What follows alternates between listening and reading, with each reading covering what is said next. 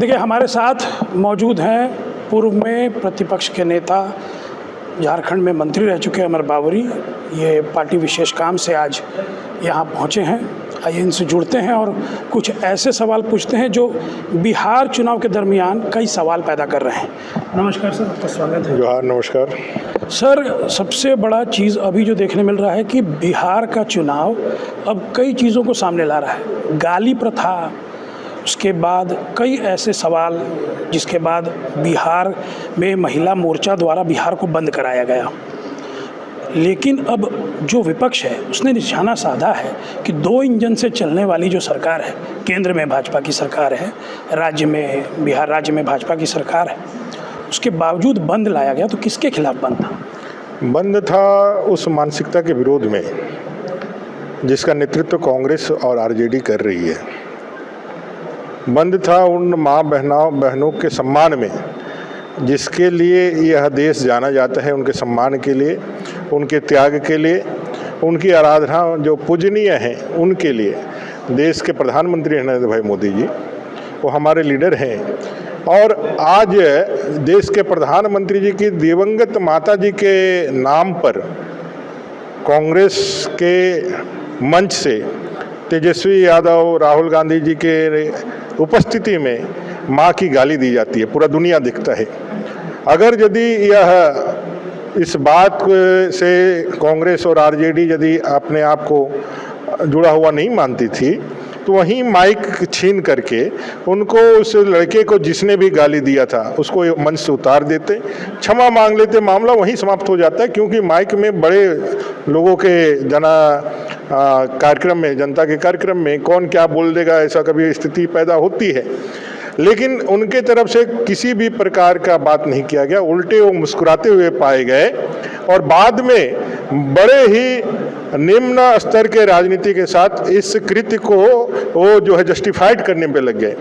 तो ऐसे स्थिति में जब बिहार की एक पहचान है, जिस बिहार से देश की पहचान है, जिस बिहार का अशोक स्तंभ आज राष्ट्रीय चिन्ह है, जिस बिहार के मगध साम्राज्य से इस देश का एक नींव खड़ा हुआ है, उस बिहार में, उस चाणक्य की धरती से, उस अशोक की धरती से, उस ज्ञान की भूमि से जब प्रधानमंत्री जी की माता, दिवंगत माता जी को गाली दी गई और कांग्रेस आरजेडी ने उसको, इस घटना की निंदा ना करके उसको डिफेंड करने का काम किया, तो हर एक व्यक्ति जो बिहार से जुड़ा हुआ है, हर एक व्यक्ति जो भारत की संस्कृति से जुड़ा हुआ है, उनके मन में भी क्षोभ था।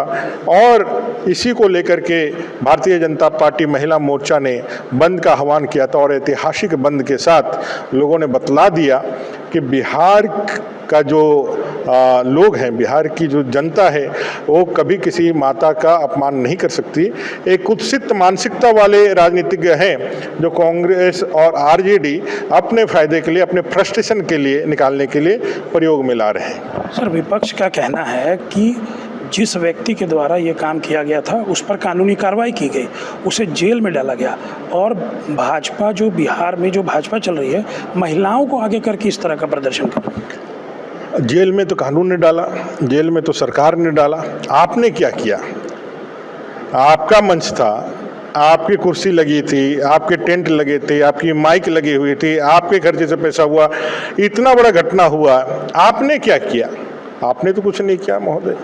और तो कानून का काम है, जो भी भारत का संविधान जब तक जीवित है, जब तक भारत का संविधान यहाँ लागू है, कानून के विरोध में जो भी कार्रवाई करेगा, काम करेगा, उसके विरुद्ध कार्रवाई होगी। ये तो एक कानूनी प्रक्रिया है। कांग्रेस आरजेडी ने क्या किया? और अगर यदि आपको यदि नहीं लगता है कि इस मामले से, इस घटना से या माननीय मोदी जी के माता जी को गाली देकर के आप शेर हो गए हैं, आप शेर बहादुर हो गए हैं, आपकी सेहत को कोई असर नहीं पड़ता है, तो फिर इस विषय में आपको आने की ज़रूरत ही क्या है? आप जाइए, अपने आगे बढ़ जाइए।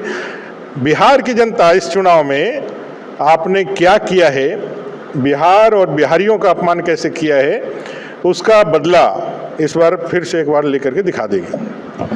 सर, बिहार के चुनाव से पहले खुद हेमंत सोरेन वहां पहुंचे हैं। जो विपक्ष है उसका कहना है कि शाहाबाद में आप लोग बिल्कुल भी नकार दिए गए हैं।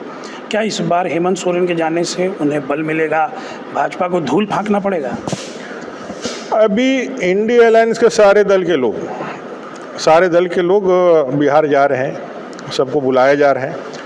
जो बिहार और बिहारियों के डीएनए को जो बात करते हैं, निम्न स्तर का बनाते हैं, जो बिहार और बिहारियों को जो है वो पूरी तरह से गालियां देते हैं, वैसे स्टालिन और बड़े बड़े जो नेता हैं, वाईएस रेड्डी जैसे लोग भी बिहार में आकर के वोट मांग रहे हैं। जहाँ तक रहेगी झारखंड मुक्ति मोर्चा की और माननीय मुख्यमंत्री हेमंत सोरेन जी की, तो अभी तक तो उनको एक सीट भी गठबंधन ने ऑफर नहीं किया है। इतने बेआबरू तरीके से उनको रखा गया है कि कुछ कहने का नहीं है। पूरे बिहार के संदर्भ में झारखंड मुक्ति मोर्चा को आरजेडी और कांग्रेस पूरी तरह से अप्रासंगिक मानती है, उनका कोई महत्व नहीं है। लेकिन ये झूठ की जो यात्रा चल रही है, ये जो फरेब की यात्रा चल रही थी, इस झूठ और फरेब की यात्रा में और एक फरेबी का नाम जोड़ने के लिए इन्होंने जो है हेमंत जी को वहाँ बुला लिया और उनको खड़ा करके उनसे वक्तव्य दिला दिया। इससे चुनावी गणित में वहाँ कोई फर्क नहीं पड़ने वाला। इस तरह से वो फरेबी हैं, वो तो अपनी मौजूदगी दर्ज करा रहे हैं, आदिवासियों को एक मंच बता रहे हैं कि आदिवासियों को मंच मिल रहा है। आज झारखंड में जिस आदिवासी और आदिवासी अस्मिता का नारा देकर के वो सत्ता पाए हैं, इस कार्यकाल में ही, पिछले कार्यकाल को भूल जाइए, इस कार्यकाल में ही क्या हो रहा है। सिरम टोली की घटना पे आप कुछ नहीं कहे, कुछ कहा। रिम्स 2 की घटना चल रही है, पूरे आदिवासियों की ज़मीन आप लूट रहे हैं, आप कुछ नहीं बोल रहे हैं, ज़बरदस्ती उसको लेने के जा रहे हैं। एक आदिवासी युवक सूर्या हाजदा का दिन दहाड़े हत्या कर दिया जाता है पुलिस के द्वारा, उस पर आपके ज़बान से एक बात नहीं निकल रही है। पेशा कानून लागू करने पे आपको जो है वो सांप सूंघ जा रहा है। पूरी तरह से जो आदिवासी विषय है, आदिवासियों से जुड़े विषय हैं, उन सारे विषयों में तो आप यहाँ झारखंड में पूरी तरह से मौन और मौनी भाव बन के खड़े हो गए हैं। जब आपको आदिवासियों ने सत्ता दिया, तब आदिवासी हितों का, आदिवासी अस्मिता का, आदिवासी अधिकारों का संरक्षण और उसको न्याय दिलाने में आप यहाँ पर पूरी तरह से फेल हैं। तो बिहार जाकर के वहाँ के आदिवासी भाइयों का आप क्या भला कर लीजिएगा। यहाँ सरकार है। बिहार में तो दलित भी हैं, सिर्फ आदिवासी नहीं है, दलित भी हैं। हेमंत जी को बुलाने के पीछे सिर्फ एक ही कारण था कि उनको आदिवासी एक चेहरा चाहिए था, इसलिए उनको ले जा करके रखा गया है। जहाँ तक बिहार में दलितों की बात है, तो मुझे लगता है कि बिहार के दलित अपने एनडीए सरकार में, नीतीश जी की सरकार में, भारतीय जनता पार्टी के सहयोग से जो सरकार चल रही है, उसमें जीतन राम मांझी जी भी है, चिराग पासवान जी भी हैं, बड़े नेता जो वहाँ के बड़े नेता माने जाते हैं दलित विमर्श को लेकर के, वो सारे आज एनडीए के पार्ट हैं। सारे लोग मिल करके वहाँ जो है उस शोषण का, उस काली स्याही अंधेरी रात का, जिसके हमेशा से दंश जो सबसे ज़्यादा दलितों ने वहाँ झेला है। जितने नरसंहार हुए हैं वो सबसे ज़्यादा अगर हुआ है तो किसके ऊपर हुआ है, दलितों के ऊपर हुआ है। और ये सारा कब हुआ था, जब आरजेडी और कांग्रेस के लोगों का शासन था। इन सारे चीज़ों पर पूर्ण विराम कब लगा है, जब से एनडीए की सरकार आई है। ये घटनाएं पूरी तरफ से खत्म हो चुकी है। ऐसे स्थिति में दलितों के लिए सर्वश्रेष्ठ और पहला पसंद एनडीए है और उनका पहला काम एनडीए को जिताना है। आपको क्या लगता है मुख्यमंत्री का जाना कितना प्रभाव रहेगा? कुल मिला के ये जवाब चाहिए। मुझे लगता है जो प्रभावहीन यात्रा है, पूरा यदि रैली ही देखा जाए तो पूरी तरह से प्रभावहीन है। ये कांग्रेस, आरजेडी और जो इंडिया अलायंस के जो भी गठबंधन के साथी हैं, वो पूरी तरह से फ्रस्ट्रेशन में हैं। एक बार आप फेल हो रहे हैं, 2 बार फेल हो रहे हैं, 3 बार फेल हो रहे हैं, लगातार फेल के कारण आज वो संस्थाओं पे प्रश्न उठाने लगे हैं। अब पूरा परीक्षा के सिस्टम को जो है कटघरे में खड़ा करने पे लगे हुए हैं। घुसपैठियों के संरक्षण के लिए, बांग्लादेशियों और रोहिंग्या को, ऐसे अवैध मतदाताओं के संरक्षण के लिए वो आगे बढ़ने वाले हैं। उसको रक्षा के लिए वो रैलियाँ निकाल रहे हैं। वहीं दूसरी ओर बिहार का अपमान के ऊपर अपमान कर रहे हैं। अभी जीएसटी स्लैब में परिवर्तन लाया गया, कांग्रेस ने तुलना क्या किया, बीड़ी से बिहार की तुलना कर दी। अब बताइए, बीप और बीड़ी या बीप और बिहार, और इस तरह से तुलना करके बिहार का मानमर्दन करने वाली कांग्रेस, आरजेडी और झारखंड मुक्ति मोर्चा उसके साथ लगी हुई लोग हैं। आप समझ सकते हैं जी इसकी स्थिति क्या होने वाली है। और वो जी गए हैं उस जगह पे मुख्यमंत्री जी, जिस आरजेडी ने कहा था कि झारखंड मेरे लाश पर बनेगा, आज मुख्यमंत्री जी वहीं जाकर के बिछ जा रहे हैं, वहीं जाकर के लिपट जा रहे हैं, वहीं जाके दंडवत हो जा रहे हैं। तो इससे ज़्यादा झारखंडी अस्मिता को, इससे ज़्यादा कहाँ आप समझते हैं जो नुकसान, इससे ज़्यादा नुकसान और क्या पहुँच सकता है? मुझसे बात करने के लिए धन्यवाद। धन्यवाद।